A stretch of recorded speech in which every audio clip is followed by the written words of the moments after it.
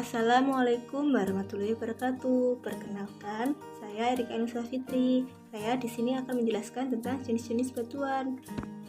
Ada yang tahu yang dimaksud dengan batuan itu apa?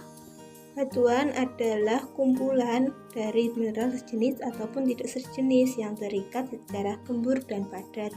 Batuan dibagi menjadi 3, yaitu batuan metamorf, batuan sedimen, dan batuan beku.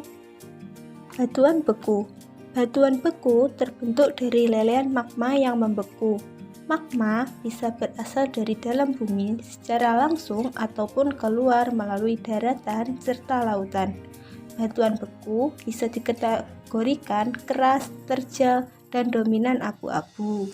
Jenis-jenis batuan beku ada 6, yaitu 1. Basal. Basal yaitu batuan beku yang memiliki ciri berwarna gelap, berbutir halus, dan mengandung banyak mineral plagioklas dan piroksin, serta memiliki kandungan silika rendah antara 45-50%. Basal terbentuk dari larutan magma yang menerobos sehingga mencapai ke permukaan bumi berbentuk lava yang kemudian membeku dengan cepat. Kedua yaitu batuan gabbro. Batuan gabbro yaitu batuan beku berbutir kasar, komposisi mineralnya sama dengan yang dikandung oleh basal. Asal batuan ini dari magma yang proses pembekuannya secara perlahan dan lebih dalam dari permukaan bumi dibandingkan dengan proses pembekuan basal sehingga butiran mineralnya tumbuh lebih besar. Ketiga, batuan granit. Disebut batuan beku asam berbutir kasar. Mineral pembentuknya berwarna terang, proses pembekuannya perlahan dan jauh dari permukaan bumi. 4. Andesit. Andesit yaitu batuan beku berwarna abu-abu gelap yang terbentuk sebagai lava menyerupai basal. Andesit dapat dibedakan dengan basal dengan adanya mineral-mineral yang lebih kasar seperti plagioklas, hornblenda, dan biotit. Selanjutnya yaitu batuan diabes, yaitu batuan beku yang memiliki ciri berwarna abu-abu dan berbutir sedang. Pada batuan ini, mineral piroksen dan plagioklas terbentuk seperti jarum yang saling bersilangan. Batuan diabes terbentuk dari magma yang terobos hingga dekat ke permukaan. Dan yang terakhir yaitu batuan dasit, yaitu batuan beku berwarna abu-abu terang dicirikan dengan mineral plagioklas berbentuk kasar dalam massa dasar lebih halus. Selanjutnya yaitu batuan sedimen.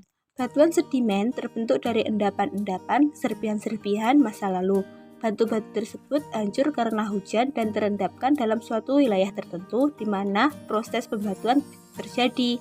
Proses terbentuknya yaitu penyatuan batuan. Perekatnya juga bersama-sama terkumpul dalam satu wadah yang menyatu oleh semen-semen yang disebut kuarsa, kuasit, dan lain-lain. Sehingga batuan sedimen ialah hancuran dari batuan-batuan sebelumnya. Dalam satu batu dapat melihat fragmen batuan lain yang kecil-kecil, biasanya disebut dengan pengikatnya. Batuan sedimen dibagi menjadi 6 macam, yaitu rijang. Rijang disebut sebagai batuan sedimen laut dalam. Batuan ini terbentuk oleh proses pengendapan yang terjadi pada dasar samudra.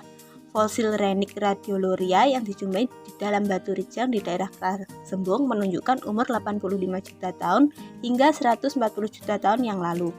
Yang kedua, konglomerat, yaitu batuan sedimen klastik yang disusun oleh fragmen mineral dan butiran batuan berbentuk membulat berukuran kerikil, kurang lebih besarnya hanya 2 mm. Fragmen-fragmen ini diikat oleh massa dasar batu pasir. Yang ketiga, batu pasir, yaitu batuan sedimen klastik yang di dalamnya terdapat butiran berukuran pasir. Umumnya butiran ini berukuran hingga 2 mm. Yang keempat, batu gamping numulutus. Batuan gamping numulutus yaitu batuan sedimen bioklastik yang dipenuhi oleh fosil Foraminifera numulutus. Fosil numulutus memberi petunjuk bahwa batuan ini diendapkan di laut dangkal dan berumur hingga 55 juta tahun yang lalu. Selanjutnya yaitu batu gamping merah. Batu gamping merah ini terbentuk di dasar laut dalam pada tempat di mana batu gamping merah masih terbentuk. Di daerah Karangasembung, batu gamping merah berselang-seling dengan batu rijang. Dan yang terakhir, kalkgranit. Kalkgranit yaitu jenis batuan gamping klastik yang berukuran butir menyerupai ukuran butir batu pasir. Jenis batuan ini terbentuk di lingkungan laut. Butiran berukuran pasir bisa berupa mineral kuarsa di dalamnya yang ada pada massa dasar karbonat. Lanjut ke batuan metamorf atau malian. Batuan metamorf yaitu batuan transformasi atau ubahan yang disebabkan karena suhu, temperatur, dan tekanan yang berubah menjadi keras dan kokoh dari yang lainnya. Ada juga yang sebaliknya. Batuan metamorf memiliki foliasi. Apa sih itu foliasi? Foliasi yaitu pensejajaran mineral. Batuan metamorf yang terkena panas, maka mineral-mineral sejenis akan berkumpul dan berbaris sejajar. Keunikan dari batuan metamorf yaitu foliasinya. Batuan metamorf dibagi menjadi 6 macam, yaitu 1. Batuan kuarsit. Kuarsit yaitu batuan metamorf yang disusun oleh mineral kuarsa berwarna putih terang. Kuarsit terbentuk dari metamorfosa batu pasir kuarsa. Yang kedua, batuan serpentinit. Serpentinit yaitu batuan metamorf yang berasal dari ubahan batuan ultrabasa penyusun kerak samudra. Serpentinit memiliki warna kehijauan yang ornamental. Ketiga, batuan sekismika.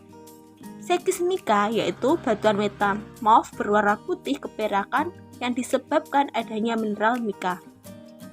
Umumnya, kepingan mika berukuran lebih dari 1 mm, saling berangka membentuk bidang-bidang yang saling sejajar. Keempat, batuan marmer. Marmer yaitu batuan metamorf yang masif, berwarna terang, dan biasanya sangat keras. Marmer merupakan ubahan dari batu gamping. Kelima, batuan gneis. Gneis yaitu batuan metamorf yang berbutir kasar dan memperlihatkan perlapisan.